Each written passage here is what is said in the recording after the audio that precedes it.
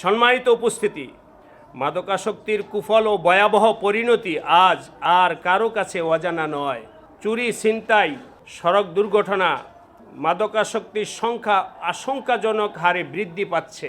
বেসরকারি সংস্থা মাদক দ্রব্য ও নেশা নিরোধ মানুষ এর তথ্য মতে বর্তমানে দেশে প্রায় 1.5 কোটি মানুষ মাদকাসক্ত, অর্থাৎ প্রায় প্রতি 12 জনে একজন নেশাগ্রস্ত, যা জাতি হিসাবে আমাদের জন্য চরম লজ্জাজনক ও উদ্বেগজনক।